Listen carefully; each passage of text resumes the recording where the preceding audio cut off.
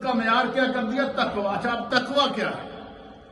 تقوی دا آسان ترجمہ تو ہوتا چھڑو، تقوی دا بڑا ہی آسان ترجمہ جو ہمارے مفسر ہیں، تقوی یہ ہے کہ جس طرح بندہ باہروں نظر آئے اسی طرح دے اندر ہوئے،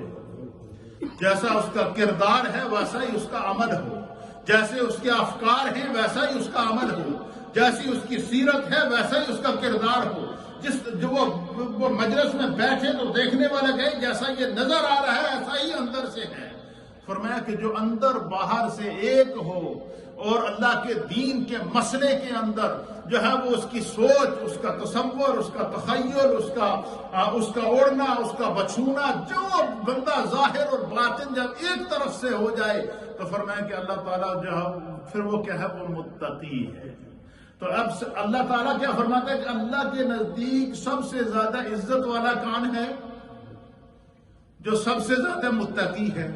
اور دوسری آیت میں اللہ فرماتا ہے کہ فار ایگزامپل بھی تمہیں بتا دیتا ہوں کہ نبی پاک کے صحابہ میں سب سے زیادہ تقوی کے معیار پر جو قائم ہے کہ جس کے تقوی پر خدا کو بھی ناز ہے، مصطفیٰ کو بھی ناز ہے، اور نبی پاک کے قدموں پہ 1.25 لاکھ صحابہ کو بھی اس کے تقوی پر ناز ہے، وہ کون ہے؟ اللہ فرماتا ہے وَسَيُجَنَّبُهَا الْأَتْقَى، وہ جو ہے جہنم کی آگ سے دور رکھا جائے گا جو سب سے زیادہ متقی ہے۔ تو سب سے زیادہ متقی کون ہے صحابہ میں؟ انبیاء کے بعد صحابہ میں تقوی کے معیار پر سب سے زیادہ جو بلند اور بالا مقام پر کون ہے؟ اللہ نے نشاندہ فرما دی کہ وہ ابو بکر ہے، کہ ابو بکر جس طرح ظاہر نظر آ رہا ہے اس طرح ابو بکر کا باطن ہے، جس طرح ابو بکر کا ظاہر ہے اسی طرح باطن ہے۔ تو یہ اللہ تعالیٰ نے حضرت ابو بکر صدیق کا تقوی بھی بیان کیا، حضرت ابو بکر صدیق کو جہنم سے آزاد ہونے کا اعلان بھی فرما دیا۔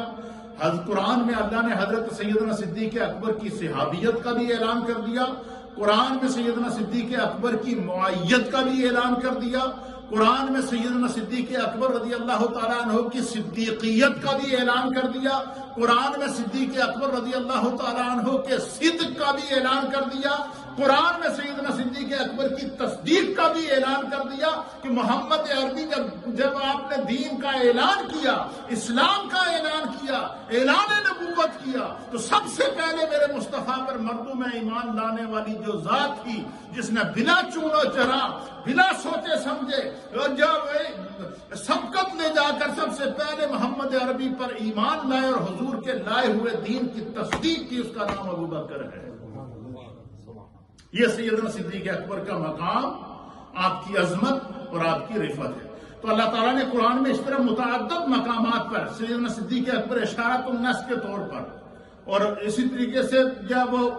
نصوص قطعیہ کے طور پر، اور اسی طریقے سے جو ہے وہ مختلف انداز سے اللہ تعالیٰ نے مقام سیدنا صدیق اکبر کو بیان کیا۔ اسی طریقے سے قرآن حکیم فرقان مجید کی 42 آیات، جیسا کہ میں نے آپ کی خدمت میں عرض کیا، اسی طریقے سے نبی پاک صلی اللہ علیہ وسلم کی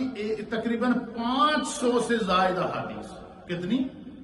500 سے زائد احادیث صحیحہ ایسی ہیں کہ میرے مصطفیٰ نے کسی نہ کسی جہت سے، کسی نہ کسی حوالے سے سیدنا صدیق اکبر کو دیکھا اور آپ کے فضائل کو خود اپنی زبان عطا کیا۔ اس زبان سے میرے مصطفیٰ نے افضلیت صدیق اکبر کو بیان کیا جس زبان کا اظہار رب فرما رہا ہے کہ وَمَا يَنْطِقُ عَنِ الْهَوَىٰ إِنْ هُوَ إِلَّا وَحْيٌ يُوحَىٰ۔ فرمایا میرا مصطفیٰ اپنی مرضی نال منہ وچ کوئی گل کڈدا ہی نہیں،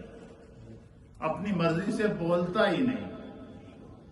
اس کی اپنی مرضی ہے ہی نہیں، نہ اس کی اپنی سوچ ہے۔ فرمایا کہ میرا محبوب جو بھی بولتا ہے یہ خدا کی طرف سے محبوب کو القاء کیا جاتا ہے، محبوب کی زبان پر جاری ہونے والا جو حق ہے، فرمایا یہ اللہ کی طرف سے ان کو وحی کیا جاتا ہے۔ مصطفیٰ اس سے 500 کے قریب احادیث ایسی مفسرین نے جن کو کنٹینیولی طور پر لکھا ہے، اس طرح تو 500 سے بھی زائد احادیث ہیں، لیکن 500 کے قریب کو احادیث ہیں جن کو علامہ ابن عساکر نے جس طرف اشارہ دیا ہے